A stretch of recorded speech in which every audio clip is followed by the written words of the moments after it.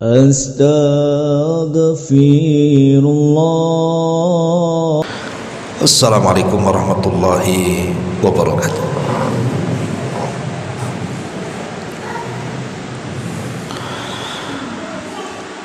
Alhamdulillahi rabbil alamin, wa bihi nasta'in wa ala umuri dunya waddin, wassalatu wassalamu ala ashrafil anbiya'i wal mursalin Muhammadin wa ala alihi wa sahbihi ajmain, amma ba'du. Alhamdulillah, di Ahad pagi ini kita bisa duduk kembali untuk bertolabul ilmi. Salat dan juga salam tentunya kita hadiahkan kepada Rasul kita Nabi besar Muhammad sallallahu alaihi wa ala alihi wasallam. Pembahasan di pagi hari ini kita akan membahas tentang sebab-sebab seseorang mendapatkan hidayah.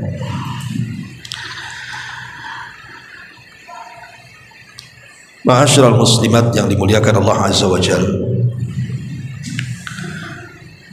hidayah itu sebuah nikmat yang Allah karuniakan kepada hamba-hambanya.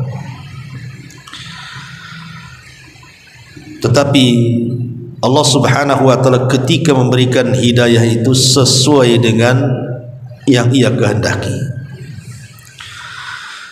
Makanya kita lihat di tengah-tengah masyarakat di depan kita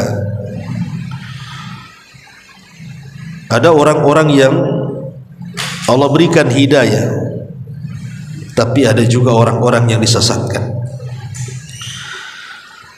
Karena memang tidak semua orang itu diberikan hidayah oleh Allah subhanahu wa ta'ala, dan itu sudah ketentuan Allah. Jangankan kita, bahkan para nabi dan rasul sekalipun, mereka hanya bisa diberikan oleh Allah hidayatu al-irsyad, tapi tidak diberikan hidayatu taufik.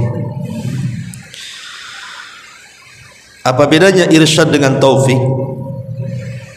Kalau irsyad saja hidayatul lisan, hidayah ucapan, mengatakan ini baik, mengatakan itu buruk, mengatakan ini tauhid, mengatakan itu syirik, mengatakan ini sunnah, mengatakan itu bid'ah, ini taat, ini maksiat. Ini disebut irsyad namanya. Tetapi hidayah taufik itu berkenaan dengan hati, namanya hidayah qalbi, hidayah hati. Lah hidayah hati inilah tidak ada satupun yang bisa memberinya kecuali Allah subhanahu wa ta'ala. Jadi hidayah hati atau taufik itu hak mutlak milik Allah azza wa jalla. Makanya kita lihat kisah-kisah para nabi, bagaimana manusia semulia Nuh alaihi salatu wassalam yang merupakan awal rasul tidak sanggup menyadarkan anaknya Kan'an, padahal sudah tampak mukjizat yang luar biasa. Coba bayangkan, hujan diturunkan selebat-lebatnya dari langit, kemudian mata air yang ada di bumi dimuncratkan ke permukaan, kemudian berjumpalah dua air tersebut, jadilah banjir yang sangat besar yang diiringi dengan tupan. Dan Kan'an melihatnya. Waktu banjir itu Kan'an melihatnya kan. Kemudian setelah air meninggi, Nabi Nuh alaihi salatu wassalam ingin menyelamatkan anaknya dan mengatakan irkam ma'ana, naik ke perahu supaya kau selamat. Tapi lihat, karena hidayah itu milik Allah, tak mau juga kan naik ke atas perahu. Dia mengatakan sa'awi ilal jabali ya'simuni minal ma. Tidak, aku akan naik ke gunung Aku akan naik ke tempat yang tinggi, ke perbukitan, dan aku pasti akan selamat dari air itu. Lihat bagaimana hidayah itu bukan milik Nabi Nuh, tapi hidayah itu milik Allah. Padahal Allah Subhanahu wa taala sudah memperlihatkan kekuatannya, kekuasaannya, mukjizat nabinya loh ya, diperlihatkan di hadapan Kan'an. Tapi sekali lagi saya ulang, taufik itu milik Allah. Tetap Kan'an kufur, tidak mau naik di atas perahu, dan dia tetap naik ke atas bukit. Ketika kemudian air bah semakin tinggi dan sampai menenggelamkan bukit, dan Kan'an pun kemudian hanyut dan mati, maka Allah mengatakan, sebaiknya engkau pergi Nuh dari dia, fa innahu laisa min ahlik, dia bukan keluargamu lagi. Maka Nuh pun kemudian pergi meninggalkan Kan'an dengan perasaan sedihnya karena tidak bisa menolong putranya. Lihat bagaimana sekelas Nuh alaihi salatu wassalam tidak bisa menyadarkan Kan'an, bahkan tidak bisa menyadarkan orang yang satu ranjang dengan dia. Siapa? Istrinya. Istrinya pun tidak sadar kan, pada hari-hari mendapatkan wahyu, hari-hari melihat mukjizat yang diberikan Allah kepada Nuh, pun kufur istrinya. Kemudian contoh yang lain, kisah Nabi Ibrahim alaihissalam, tidak sanggup memberikan hidayah hati kepada siapa? Azar, ayahnya. Padahal dia adalah Khalilur Rahman, ulul azmi minar rusul, abul anbiya, bapaknya para nabi, penuh dengan kesabaran, akhlakul karimah yang luar biasa. Tetap saja tidak sanggup untuk menarik ayahnya masuk ke dalam Islam. Kufur ayahnya. Kemudian contoh yang lain, kita lihat Nabi Yusuf alaihi salatu wassalam. Siapa yang mencelakakan Yusuf? Saudara-saudaranya kan. Artinya bahwa Yakub selaku ayah tidak bisa mengarahkan kebaikan kepada 11 putranya yang mencelakakan Yusuf itu. Ya, karena hidayah bukan di tangan Nabi Yakub. Walaupun Nabi Yakub sudah memberikan tarbiyah terbaik sekalipun kepada anak-anaknya, karena hidayah itu milik Allah, ya akhirnya kejadian seperti ini. Mereka mencelakakan Nabi Yusuf alaihi salatu wassalam. Ataupun Nabi kita Muhammad sallallahu alaihi wasallam, orang yang paling mencintai dan dicintainya, orang yang paling dekat, yang sangat dekat dengannya, Abu Talib, tidak sanggup disadarkan Nabi. Padahal dalam hati Abu Talib itu sudah membenarkan ajaran Nabi itu, dan mengatakan, kalau bukan karena celaan kaumku, tentu aku akan masuk ke agamamu. Artinya dia mengakui bahwa agama Rasul itu di atas kebenaran. Tapi subhanallah, Allah sudah catat di Lauhil Mahfud, Abu Talib tidak mendapatkan taufik, tidak mendapatkan hidayah hati, sampai ketika nyawa berada di kerongkongan, Rasul meminta supaya mengucapkan kalimatut tauhid, la ilaha illallah, tetap Abu Talib menolaknya. Sampai meninggal dia tidak mengucapkan kalimat itu. Kurang apa coba? Abu Talib menyaksikan setiap hari mukjizat Nabi, tapi juga tidak sadar-sadar. Ini poin pertama, karena hidayah itu milik Allah. Ini namanya hidayatut taufik. Hidayah hati itu milik Allah. Satu hari ada seorang ibu curhat sama saya karena kenakalan anaknya. Dia mengatakan, Ustadz, insya Allah saya dengan suami itu tidak pernah mengarahkan keburukan kepada anak. Dari kecil saya arahkan dia yang baik-baik, karena saya ini sudah hijrah cukup lama.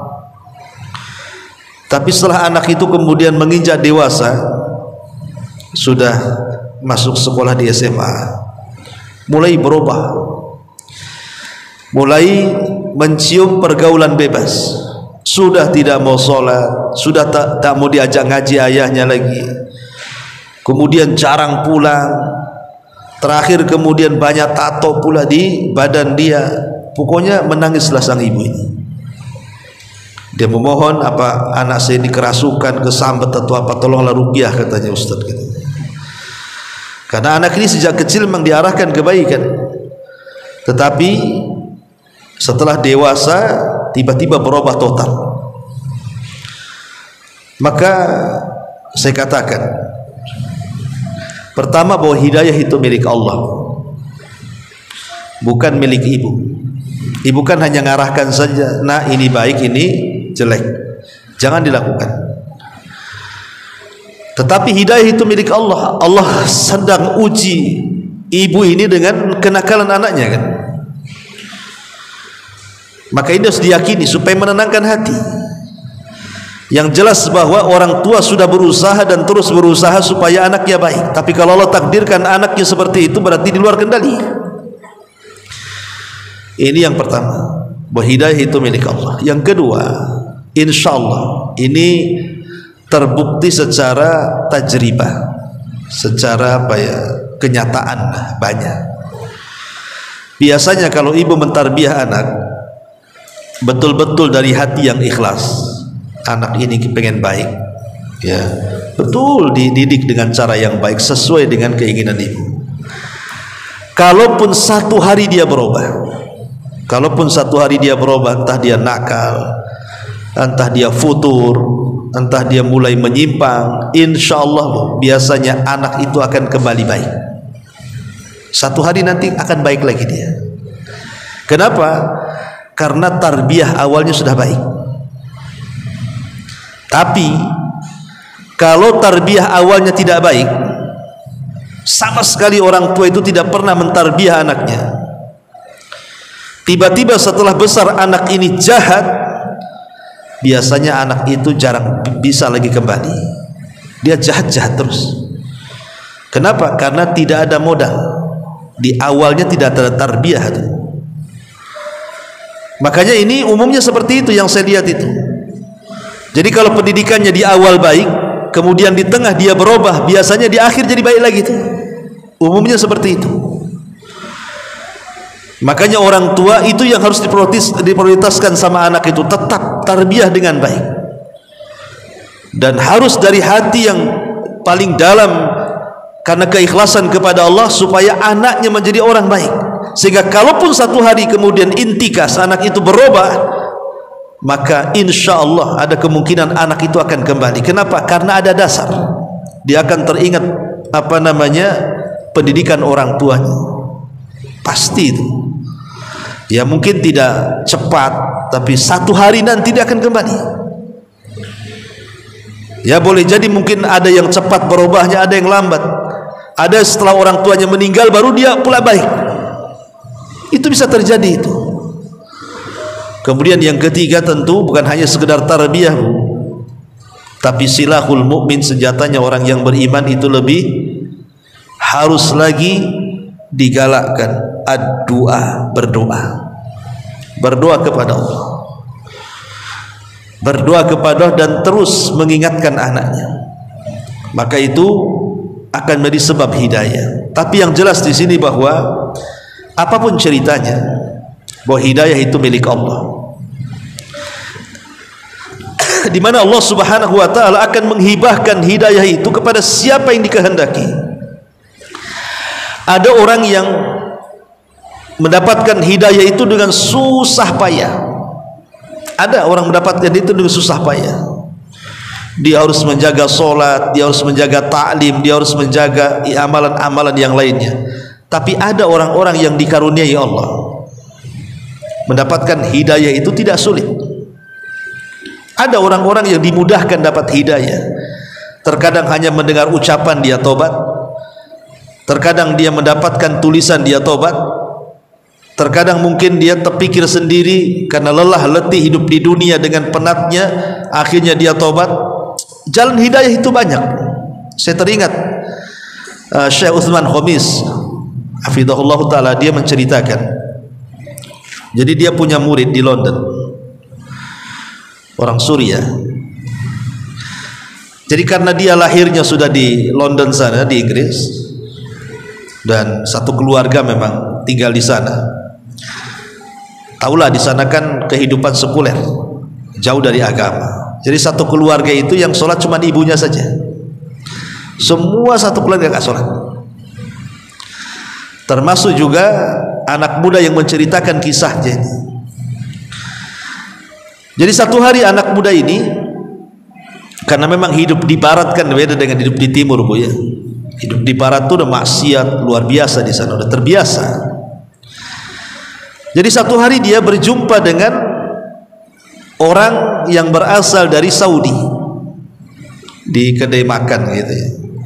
Nampak dia orang soleh. Kemudian ngobrol, kemudian anak muda dari Saudi ini mengeluarkan buku saku. Buku ini tulisan tentang masalah zikir, buku zikir. Lah anak muda ini ketika diberikan hadiah buku ini malu-malu. Kenapa? Buat apa saya menerima hadiah buku ini? Saya sholat aja tidak, katanya. Masa suruh zikir? Sholat aja tidak, mau zikir pula, katanya. Tapi karena menghargai, diambillah buku itu. Kemudian pulang. Lah rumahnya itu kan ada pelaponnya, Bu. Pelapon itu ada lubangnya. Akhirnya kemudian karena dia sendiri belum ada kecintaan kepada agama dan tidak ada keinginan untuk berubah, dilemparlah itu buku zikir itu ke dalam pelapon. Ya, kemudian ya biasa saja, seolah nggak ada masalah.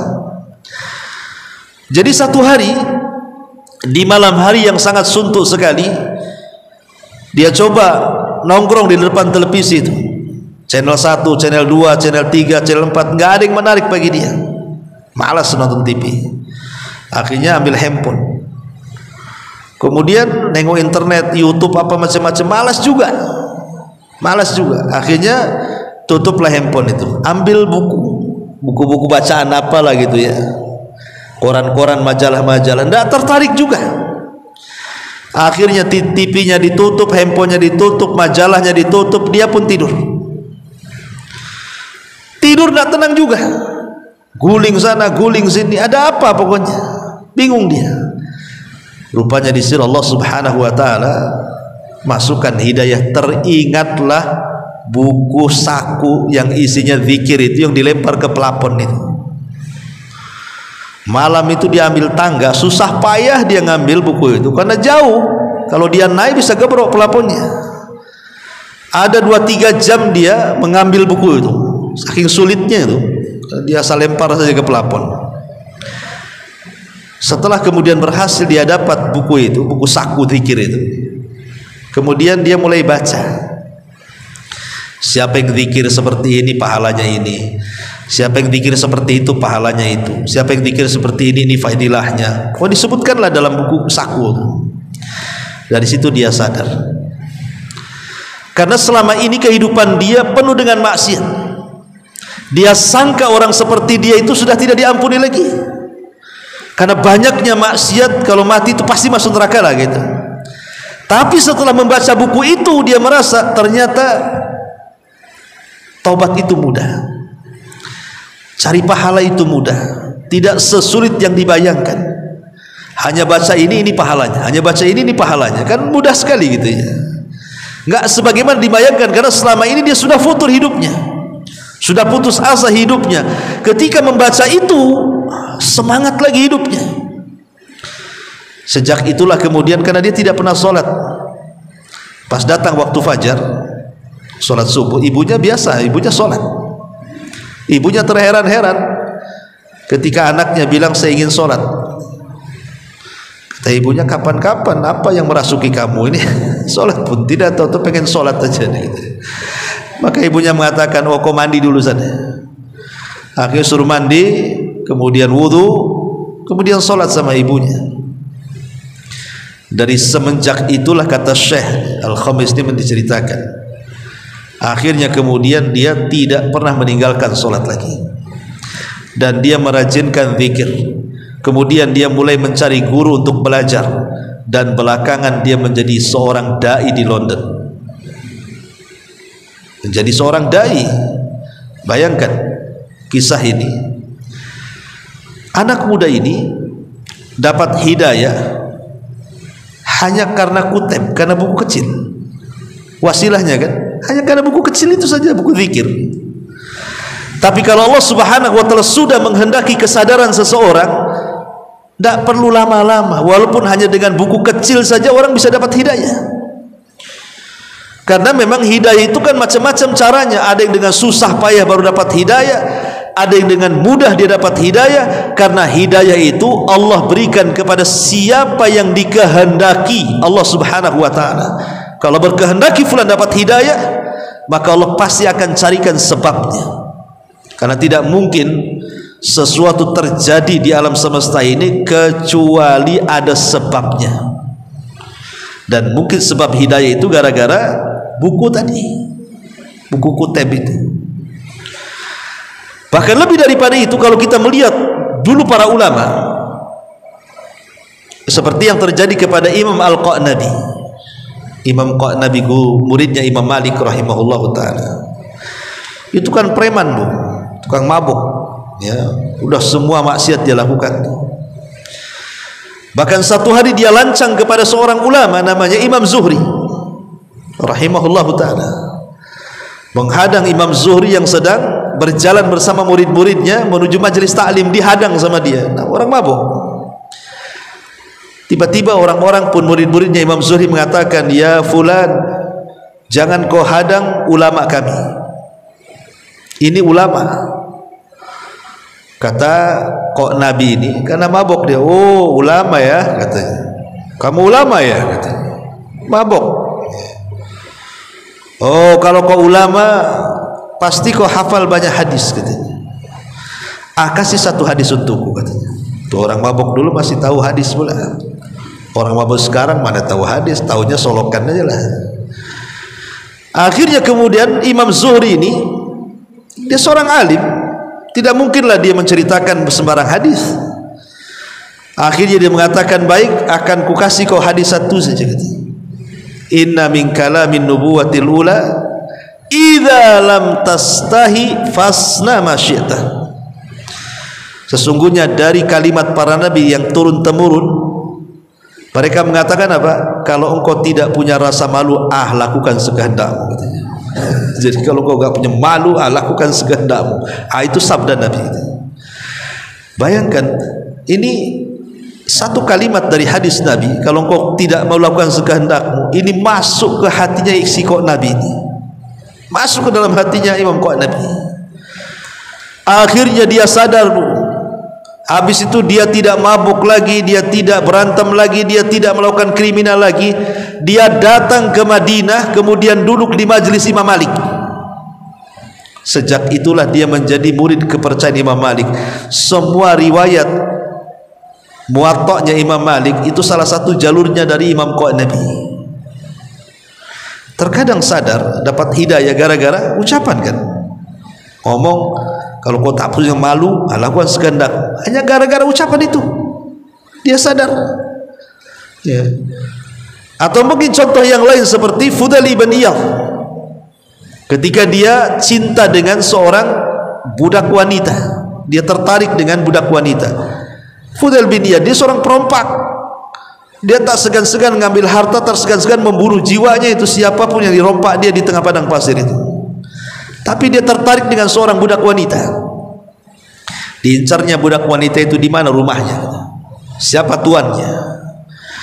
Akhirnya kemudian budak itu masuk di salah satu rumah. Ditengeri sama Fudail ibn Iyadh ini. Oh, di sini rupanya rumahnya. Nanti malam aku akan datang. Akhirnya ketika betul-betul dia malam-malam datang, naik dia ke atas genteng, ingin mengintip budak pujaannya itu. Rupanya dalam rumah itu sang budak itu wanita solehah. Dia sedang qiyamul lail, salat malam, dan dia agak mengeraskan bacaannya sehingga terdengar sampai ke langit-langit. Apa yang dibaca? Alam ya'ni lilladzina amanu an tahsha'a qulubuhum li dzikrillahi wa ma nazala minal haqq. Itu ayat yang dibacanya itu. Alam ya'ni lil ladzina amanu an takhsha qulubuhum li dzikrillah. Tidakkah sampai waktu yang sudah panjang yang Allah berikan kepadamu untuk mengingat Allah? Disindir. Sampai kapan kau maling seolah-olah seperti itu? Sampai kapan kau ini jadi perampok seolah-olah Allah ingin katakan seperti itu? Sampai kapan kau jahat? Kapan kau ingat Allah? Jadi renungkan ayat itu tuh. Hampir jatuh dia. Kemudian habis itu dia berazam untuk bermulazamah di Mekah.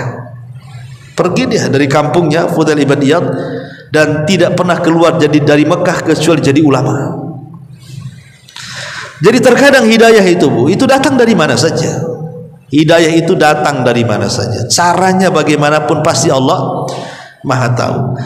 Tapi jelas bahwa di sana ada sebab-sebab hidayah yang harus Ibu ketahui. Baik, kita akan sebutkan secara singkat. Pertama, sebab hidayah adalah si'atus sadri, lapangnya dada, wansyirahuhu lil Islam, kemudian juga mudah menerima ajaran Islam. Lapang dada, mudah menerima syariat Islam. Allah Subhanahu wa taala mengatakan, "Faman yuridillahu an yahdiyahu." Barang siapa yang Allah kehendaki untuk mendapatkan hidayah, yashrah sadrahu lil Islam, maka Allah akan lapangkan dadanya dan mau mempelajari Islam. Maksudnya Islam di sini apa? Maksudnya at-tauhid. Jadi yang dimaksud Islam di sini artinya at-tauhid. Jadi jalan menuju hidayah yang pertama at-tauhid. Bertauhid kepada Allah Subhanahu wa taala, itulah pintu masuk hidayah. Makanya kalau orang sudah mulai belajar tauhid, maka Allah Subhanahu wa taala akan bukakan pintu pengetahuan mana yang syirik, mana yang bukan syirik. Tapi orang kalau tidak mempelajari tauhid, lihat di masyarakat, mereka masih bingung antara memakai jimat yang syirik kecil dengan jimat yang syirik besar, aja bingung mereka, nggak tahu ilmunya. Makanya ini yang pertama, at-tauhid. Pelajari tauhid, kan itu sebab hidayah terbesar. Yang kedua, istidamatu dzikrillahi azza wajalla, senantiasa mendawamkan zikir kepada Allah Subhanahu wa taala, karena zikir itu mengikat kita dengan Allah. Zikir itu hakikatnya mengikatkan kita dengan Allah. Dan kalau kita sudah terikat dengan Allah Azza wa Jalla, maka tidak ada yang bisa menyakiti dan memadaratkan kita. Dan itu sebab kedua hidayah. Jangan tinggalkan zikir. Kemudian yang ketiga, tilawati kitabillahi azza wa jalla. Seringlah membaca kitab Allah Al-Quran, apalagi mempelajarinya luar biasa. Karena Al-Quran sendiri adalah petunjuk hidayah. Inna hadzal Quran yahdi lillati hiya aqwam. Sesungguhnya Al-Quran ini yahdi, memberikan hidayah. Jadi Quran ini hidayah. Makanya orang yang banyak membaca Quran apalagi mempelajarinya, maka dia akan senantiasa dinaungi hidayah.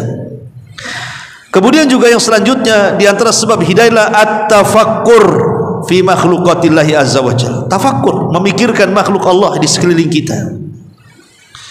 Ini sebab hidayah. Kemudian juga rifqatus salihinal akhyar. Kalau ingin mendapatkan hidayah, cobalah mulai berkawan dengan orang-orang saleh, orang-orang baik, orang-orang yang bisa membimbing dia. Tapi kalau kita jauh daripada ulama, jauh daripada ustadz, jauh daripada orang-orang saleh, siapa yang akan membimbing coba? Bagaimana caranya dapat hidayah? Ya, justru mereka lah para pembimbing hidayah itu.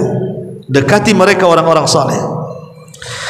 Kemudian di antara sebab hidayah adalah ad-du'a, berdoa, karena doa itu silahul mukmin, senjatanya orang yang beriman. Kemudian di antara sebab hidayah juga adalah salahul qalbi, jernihnya hati. Karena Rasul mengatakan, ala wa inna fil jasadi mudghah idza saluhat salahal jasadu kullu wa idza fasadat fasadal jasadul kullu ala wahyal qalbu. Ingatlah, dalam jasad seorang terdapat segumpal darah, daging. Kalau dia baik, baik semuanya. Kalau dia jahat, jahat semuanya. Maka di antara sebab hidayah adalah menjaga hati. Ibu jaga hatinya, jangan mudah dendam, jangan mudah marah, jangan mudah hasad, jangan mudah dengki, dan begitu seterusnya. Kemudian juga di antara sebab hidayah adalah an ya'malal abdu ma tayassara lahu wa yastamir ala fi'li, mengamalkan sesuatu yang mudah dan terus menerus. Mengamalkan sesuatu yang mudah bagi dia dan terus menerus, itulah yang disebut dengan ahabul a'mal ilallah adwamuha wa in qalla. Seutama-utama atau amalan yang paling dicintai Allah adalah sederhana dalam beramal tetapi kontinu. Kemudian di antara sebab hidayah juga adalah istisyarul abdi liminnatillahi wa fadli, merasa seorang hamba akan karunia dan keutamaan Allah yang sudah banyak berikan nikmat kepada kita. Kemudian juga di antara sebab hidayah adalah al-hirsu ala ma yughaddil iman, semangat untuk mencari amalan-amalan yang bisa meningkatkan iman. Amalan apa saja? Zikir, baca Quran, silaturahim, majlis taklim. Pokoknya cari amalan-amalan yang bisa meningkatkan iman. Kemudian juga di antara sebab hidayah adalah ijtinabudz dzunub, tinggalkan dosa, karena dosa ini yang menghalangi hidayah. Kemudian dari sebab hidayah juga adalah iqamus sholati, menegakkan salat. Termasuk juga sebab hidayah adalah birrul walidain waridhahuma, berbuat baik kepada kedua orang tua dan orang tua meridhoi keduanya. Dan termasuk juga asbab hidayah adalah at-tadarruj ma'an nafsi syai'an fasyai'an, berusaha untuk meningkatkan diri sedikit demi sedikit di dalam beribadah kepada Allah Azza wa Jalla. Dan yang terakhir tentunya min asbabil hidayah adalah at-taharruz minasyaitan, berusaha menghindar dari syaitan dengan cara memperbanyak zikir kepada Allah Subhanahu wa taala. Taib, inilah di antara ini sebagian kecil disebutkan para ulama di antara sebab-sebabnya ya. Karena saya katakan Syekhul Islam Ibnu Taimiyah rahimahullahu taala mengatakan bahwa segala sesuatu itu tidak mungkin terjadi kecuali tanpa sebab. Tidak mungkin tanpa sebab sesuatu terjadi, pasti ada sebab. Lah hidayah juga ada sebabnya. Lah salah satu sebab-sebab inilah yang disebutkan para ulama. Tapi ada juga sebab-sebabnya itu tidak seperti ini. Boleh jadi mungkin entah kenapa tiba-tiba dia dapat hidayah. Contoh, seorang syekh bercerita, dulu waktu dia masih jahil, masih banyak kawan-kawannya yang nakal-nakal itu, dia nggak peduli, nggak peduli dosa, nggak peduli maksiat, nggak peduli sorga, nggak peduli neraka, pokoknya nggak peduli hidupnya. Yang ada happy, senang, maksiat, senang aja gitu. Jadi satu hari dia umroh, kemudian melihat Ka'bah, menangis dia. Itulah awal dia melihat Ka'bah, baru teringat dosa-dosanya, teringat kawan-kawannya. Kemudian dia mulai berubah sedikit demi sedikit, akhirnya tidak meninggalkan sholat lagi. Coba bayangkan, akhirnya dia istiqomah, belajar, jadi ulama, syekh ini jadi syekh gitu ya. Jadi terkadang dapat hidayah itu bukan kan diceramai orang. Dia kan nggak diceramai orang tuh, bukan diajak orang atau dimarahi orang atau diceramai orang, enggak. Dia mengajakkan diri datang ke Mekah, nengok Ka'bah, itu saja, tiba-tiba dapat hidayah. Ya, jadi ada orang-orang itu yang dengan mudah dapat hidayah. Contoh namanya tukang-tukang sihir Fir'aun tuh. Tukang sihir Fir'aun itu dari kecil sampai jadi tukang sihir handal itu, mereka senantiasa bergelut dengan setan, tidak pernah beriman kepada Allah dan Rasulnya. Ketika mereka berduel dengan Musa kemudian kalah, barulah kemudian mereka mengakui bahwa itu bukan sihir tapi itu mukjizat. Sejak itulah semua tukang sihir yang jumlahnya 70.000 tukang sihir itu beriman kepada Nabi Musa. Fir'aun marah dan mengatakan, apakah kalian beriman sebelum aku izinkan? Katanya, aku akan potong tangan dan kaki kalian kalau kalian tidak bertobat. Tapi tukang sihir Fir'aun tetap kemudian dia pun istiqomah sampai akhirnya di sore hari mereka dibantai. Kata Abdullah ibn Abbas radhiyallahu anhu, melihat bagaimana tukang-tukang sihir Fir'aun itu, di pagi hari mereka tukang sihir yang jahat, di sore hari mereka menjadi tukang sihir yang baik dan mati syahid. Dibunuh Fir'aun tuh. Lihat bagaimana dapat hidayah kan? Ketika bertarung dapat hidayah dia.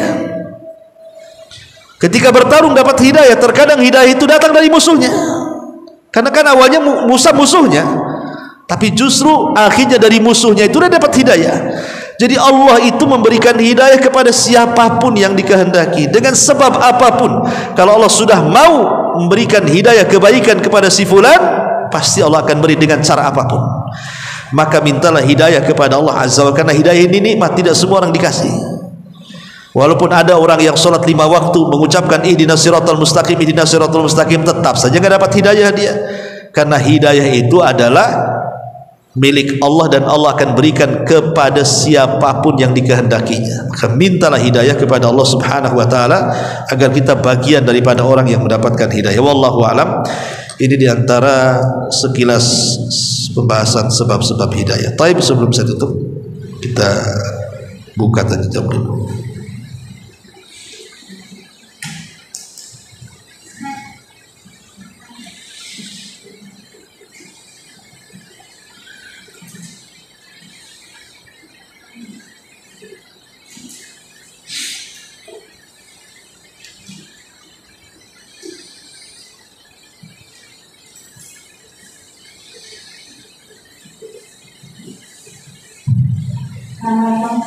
Waalaikumsalam. Apakah orang yang mencari hidayah dengan bersusah payah sama orang yang mencari hidayah datangnya yang mudah itu pahalanya besar mana? Ya, alhamdulillah, salatu wassalamu ala rasulillah, ma ba'du. Ya tentu akan beda.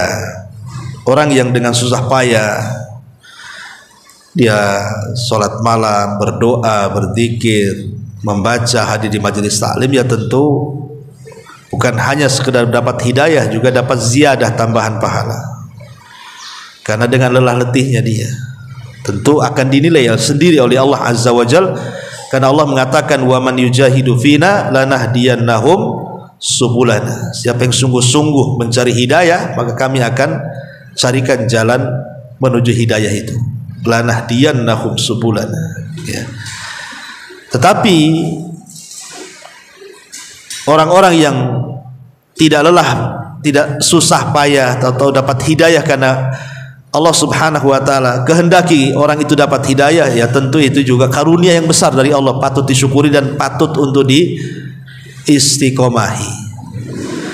Karena dapat hidayah ini belum tentu dia selamanya di atas hidayah kalau tidak istiqomah. Itu masalahnya. Ada orang sudah dapat hidayah, bukan selamanya sampai mati dia di atas hidayah, tidak. Hidayah itu sewaktu-waktu bisa berubah. Makanya Nabi SAW mengatakan, ya muqallibal qulub tsabbit qulubana ala dinik, ya musarrifal qulub sarrif qulubana ala ta'atik. Waidat yang membolak-balikan hati, tetapkan hatiku di atas agamamu. Waidat yang membolak-balikan hati, tetapkan hatiku di atas ketaatan kepadamu. Namanya hidayah itu bisa berubah. Bahkan bisa tidak kembali sama sekali. Sebelumnya sudah dapat hidayah, akhirnya hidayahnya hilang selamanya. Tapi ada juga yang dapat hidayah, kemudian foto dapat hidayah lagi, dan begitu seterusnya. Makanya bukan hanya sekedar meminta hidayah, tapi juga mintalah as-sabat, keistiqomahan dalam menjaga hidayah sampai mati. Lihat Imran ibn Khitan, seorang ulama hadis dunia. Dia sudah diwanti-wanti kawan-kawannya, jangan kau melamar anak putri pamanmu, mereka keluarga Khawarij, sesat. Kata Imran ibn Khitan, nggak apa-apa, nanti saya akan ajak mereka kepada sunni, ahli sunnah. Akhirnya menikahlah karena tergiur dengan kecantikan anak putri pamannya. Belakangan Imran bin Khitan tertarik pula dengan keluarga pamannya, jadilah dia tokoh khawarij pula. Coba kan. Padahal awalnya baik, ingin menikahi anak pamannya sambil mendakwahinya. Rupanya setelah dinikahi dia yang kena dakwah. Kan? Jadi tidak bisa, jangan main-main dengan hidayah itu. Kemudian juga banyak yang kejadian seperti ini kan. Banyak sekali dai-dai. Kalau kita melihat cerita-cerita dulu itu yang sudah dapat hidayah akhirnya sesat. Atau di zaman Bani Israel dulu namanya ada Barsisoh gitu ya. Sebagaimana riwayat Israiliyat lah. Seorang abid 70 tahun tidak pernah maksiat, akhirnya tergiur dengan seorang gadis yang dititipkan kepadanya, berzina, membunuh. Bayi-bayinya pun dibunuh. Barsisoh tuh. Akhirnya dia kufur kepada Allah Azza wa Jalla. Kemudian Bal'am ibn Ba'ura juga sama. Banyak awalnya baik, belakangan tidak pernah kembali kepada kebaikan alias sesat. Makanya penting menjaga hidayah itu dengan beristiqomah di situ. Wallahu a'lam. Iya.